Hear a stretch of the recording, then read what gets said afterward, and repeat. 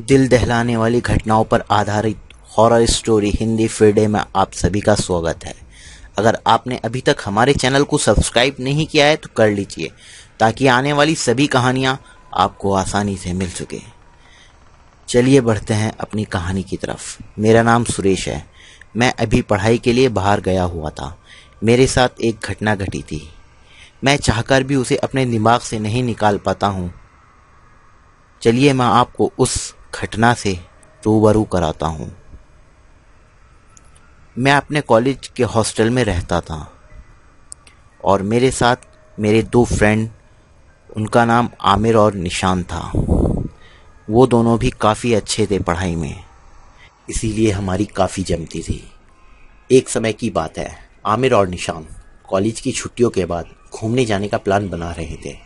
मैंने बोला मैं भी चलता हूँ, इस बार गहन नहीं जाकर तुम दोनों के साथ कहीं घूमने चलता हूँ। यह सुनकर दोनों खुश हो गए और दोनों किसी जगह जाने का चयन कर रहे थे। मैंने बोला इस बार हम कहीं ऐसी जगह चलते हैं जहाँ एडवेंचर करने को मिले और देखने को भी। आमिर ने बताया कि मेरे घर से आगे कुछ एरिया है, वहाँ पर पहाड़ है और हम लोग वहाँ चलते हैं, और सुना है वहाँ पर रात होने पर आत्माओं और भूतों का भी सामना करना पड़ता है। मैं ये बात सुनकर मैंने कहा आज तक मैंने कोई भूत नहीं देखा है, हम वहीं चलते हैं।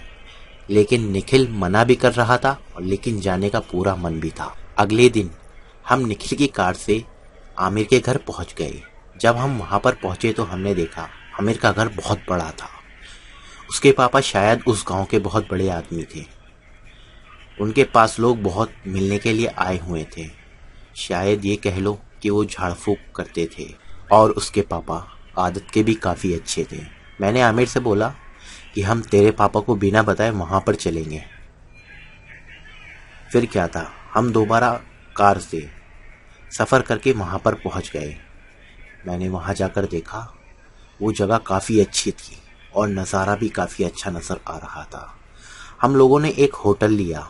वो कोई होटल नहीं था, पहाड़ी के ऊपर बना हुआ एक दो कमरों का घर था।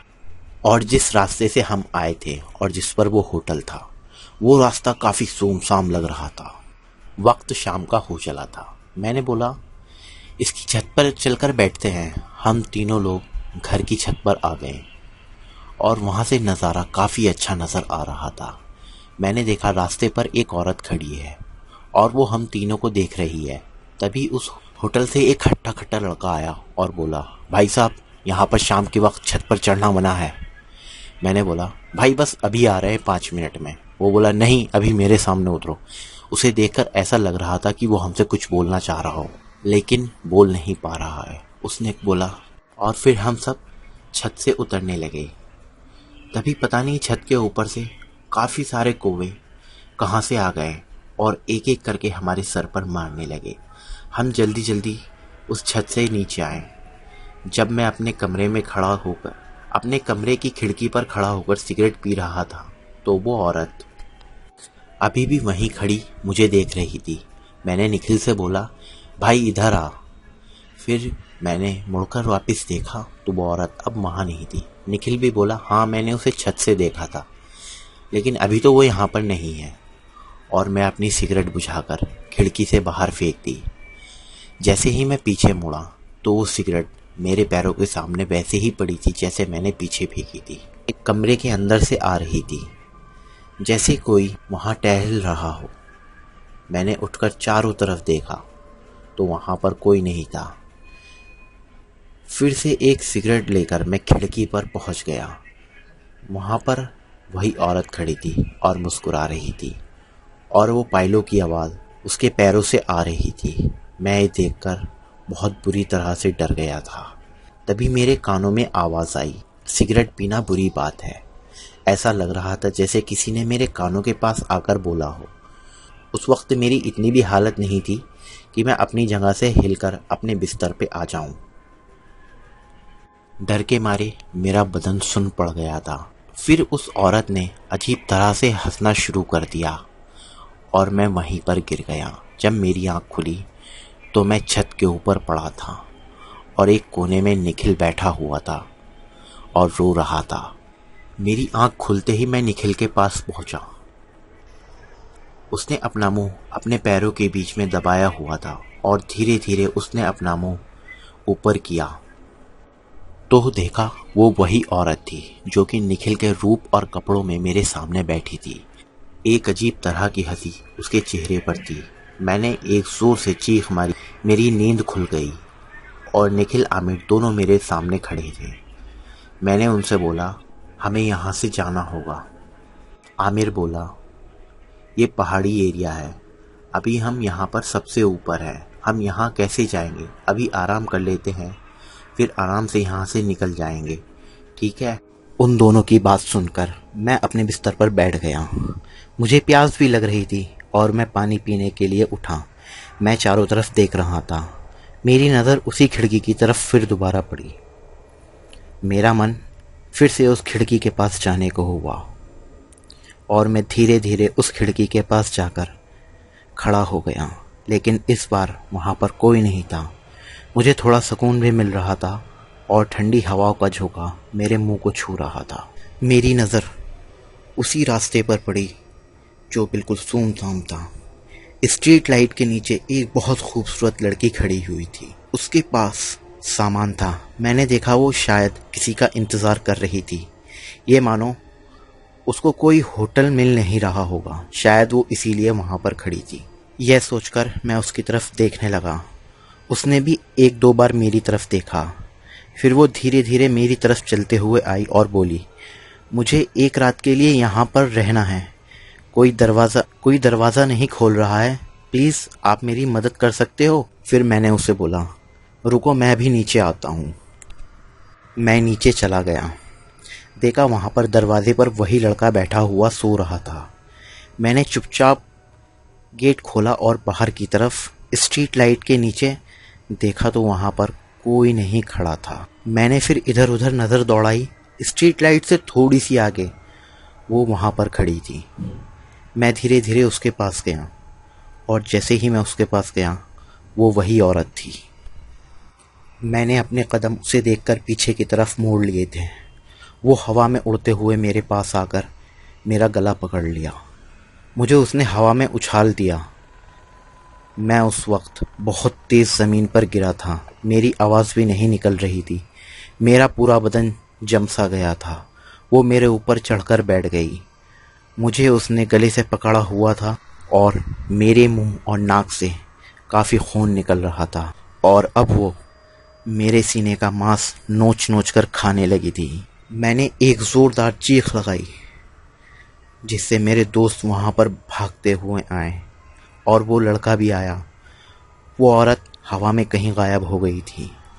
उस लड़के ने बोला, यहाँ एक भटकती हुई आत्मा है, इस वजह से यहाँ पर रात में कोई बाहर नहीं आता है। तुम कैसे बाहर आ गए हो? और मैंने तो तुमको बाहर भी आते हुए नहीं देखा। फिर मैंने उसे अपनी सारी बात बताई कि मैं मदद के लिए बाहर आया था।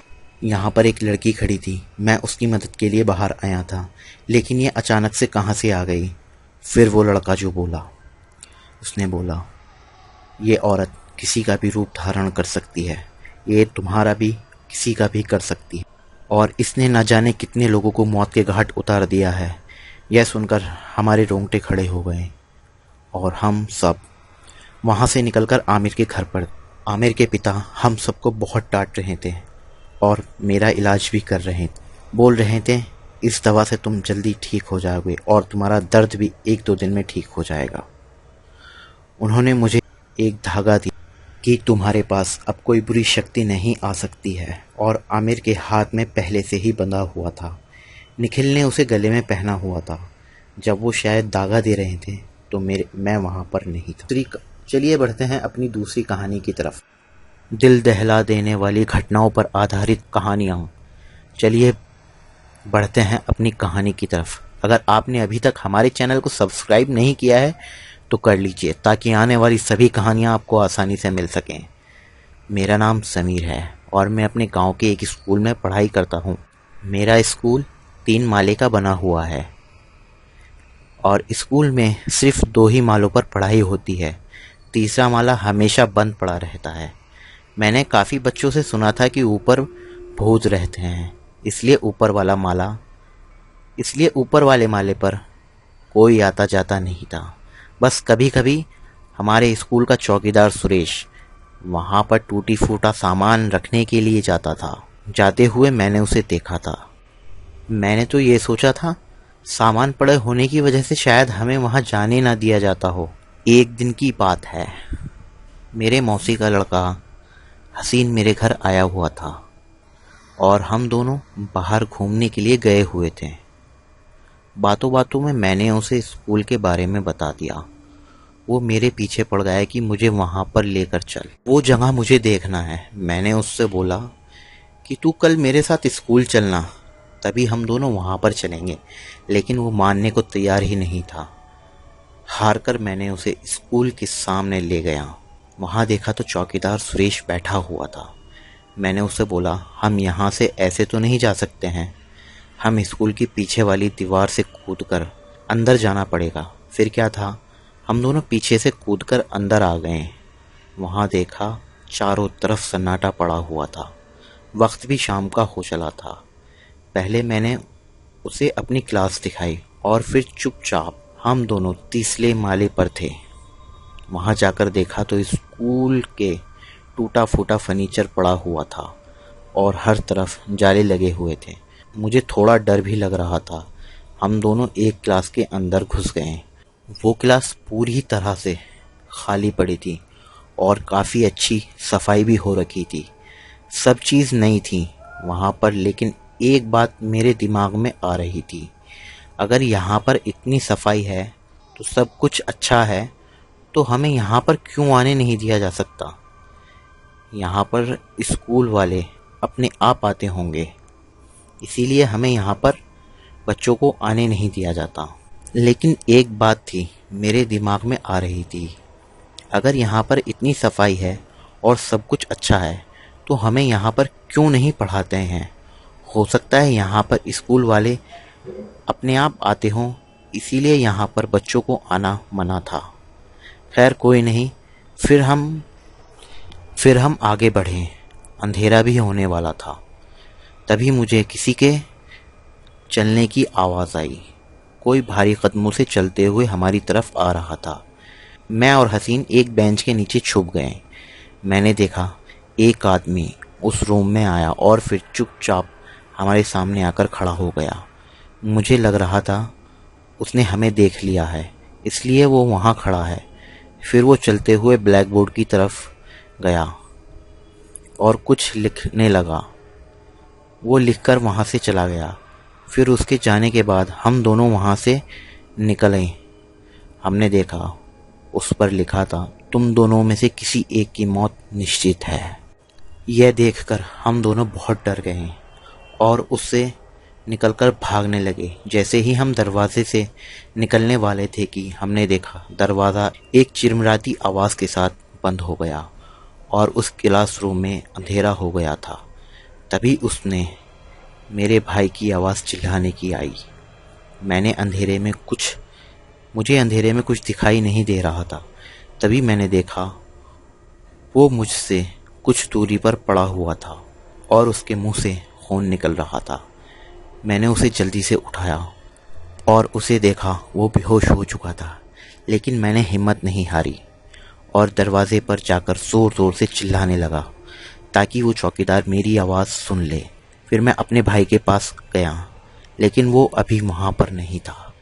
मैंने देखा वो एक पंखे से लटका हुआ है और उसके पैरों से खून निकल रहा था। मैं ये देखकर बेहोश हो गया और जब मेरी आँख खुली मैंने देखा उसकी गर्दन मेरे सामने पड़ी है और उसका कटा फटा धड़ मेरे सामने खड़ा हुआ है। मैंने एक जोरदार चीख मारी और दरवाजे की तरफ भागा, लेकिन इस बार दरवाज़ा आसानी से खुल गया था। मैंने वहाँ से सीधा नीचे की तरफ कूद गया और मेरे दोनों पैरों में चोट लग गई और सुरेश चौकीदार टॉर्च लेकर भागते हुए मेरे पास आया और मुझे उठाकर अपने रूम में ले गया। फिर मैंने उसे सारी बात बताई, लेकिन उसने ऊपर जाने से मना कर दिया था। मेरे घर वालों को फ़ोन लगा दिया। मेरे घर वाले वहाँ पर भागते हुए आए और देखा। फिर वो मुझसे हसीन को पूछने लगे मैंने उन्हें सारी बात बताई। वो एक दो आदमी को लेकर उस कमरे में गए। उनको हसीन जिंदा हालत में पड़ा हुआ मिला था, वो भी टूटे फूटे सामान के अंदर। और सब ने मेरी डांट बहुत लगाई क्योंकि मैंने ही उसे उस स्कूल के बारे में बताया था। और उसके बाद से मेरा स्कूल जाना भी बंद हो गया। चलिए, आज की हमारी कहानी यहीं पर होती है समाप्त। हम मिलेंगे आपको अगली कहानियों में। जिस किसी ने भी अभी हमारे चैनल को सब्सक्राइब नहीं किया है तो कर लीजिए, ताकि आने वाली सभी कहानियाँ आपको आसानी से मिल जाएं। हॉरर स्टोरी फ्राइडे में आप सभी का वेलकम।